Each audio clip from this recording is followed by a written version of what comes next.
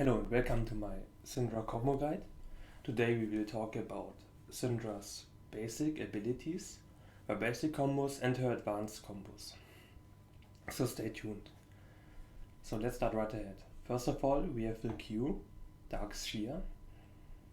It will generate a ball at a certain location in this range and it will damage targets which are here.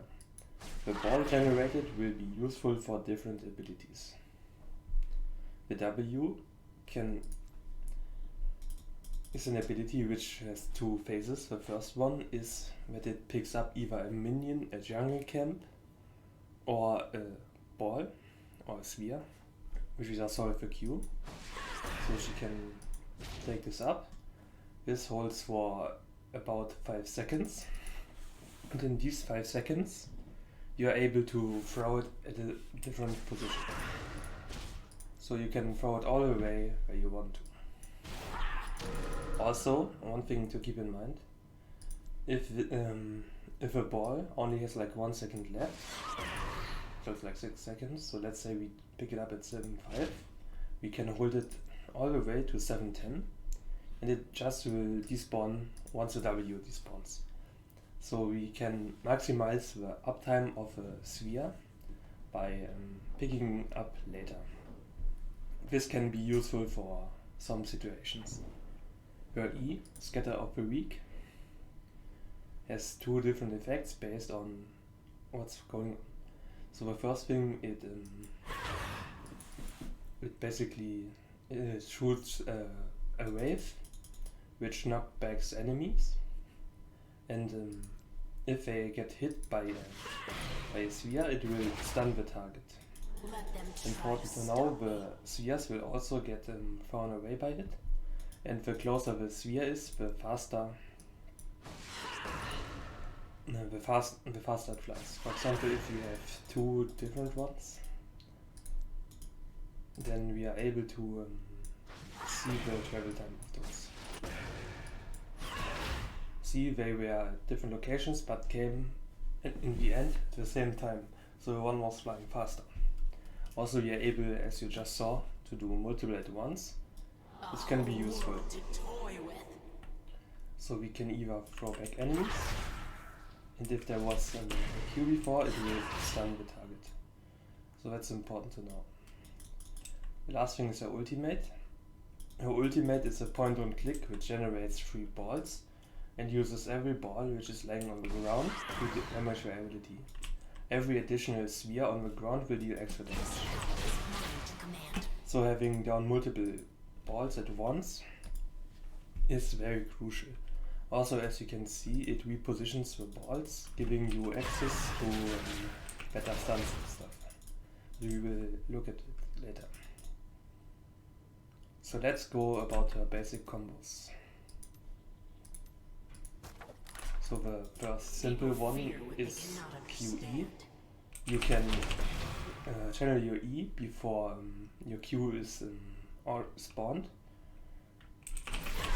because the Q will preserve the impulse it got and fly after it got generated. The same can also be done if you're in max range, that you start with E and then Q. This is called delayed stun and will be important thing for her advanced combos later. Another very obvious combo would be WE. You basically throw the ball to the location in T. Here again, we can start off with E before W to get a delayed stun with W. The next thing we can do, we can use the delayed stun as well to targets nearby by combining the knockback with the delayed stun combo.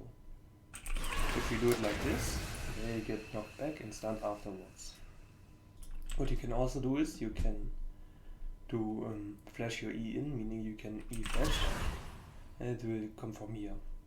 This can be combined with your delayed stun combo that you can do like this. You can also do the same with champions.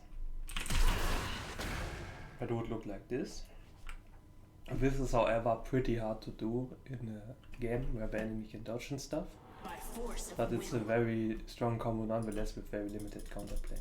Now a neat little combo is, let's say you would get ganked. What you can do is you can W E Q to get both targets stunned. Depending on how you want to do it, you can do it with EQ or QE, depending if you want them to be stunned at the same time or after another. This is a very useful trick. Another thing which is pretty useful is you can use your ultimate to generate walls, so that you can use your E to stun targets. You can also combo your E flash stun combo with double stun to get an even insaner combo out. And now we're gonna talk about some smaller interactions which you can use for your combos and stuff. First of all, W usage, you can manipulate the time the W takes to go down by stepping backwards, because the W flies faster if you throw it into the direction in which you are not looking.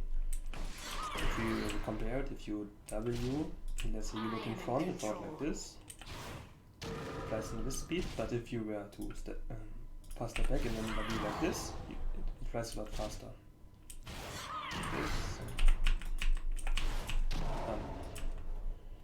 That's a very neat little trick which you can do to manipulate the time till the ball comes down for your delayed stun combos, etc. Sometimes this is useful, especially if you want to have the W down as fast as possible in team fights or something. If we use our E through walls, there can be some caveat to it. Let's say we can make the range of our E be higher. It's similar to how it is with Malphite and stuff, with his ultimate, or like other champions. Basically, if you're in a wall, it looks if you're more in this direction or this direction, it throws you to the direction what is closer to the target, because you cannot stay in a wall basically. And if you do it in certain walls, it can look a little bit buggy. For example, like this. If for some reason someone would stay next to a wall, like you could use this to your advantage. You can use a similar trick with your W. Let's say you want to throw to the other side of the tower. If you throw it over the half of the wall, you can hit it over the wall if you do it correctly. Another neat little trick is there on the balls there's always an arrow showing where the ball will fly to. You see this one will fly here, this like here, it will get hit. So you can use this if you are not comfortable on Syndra.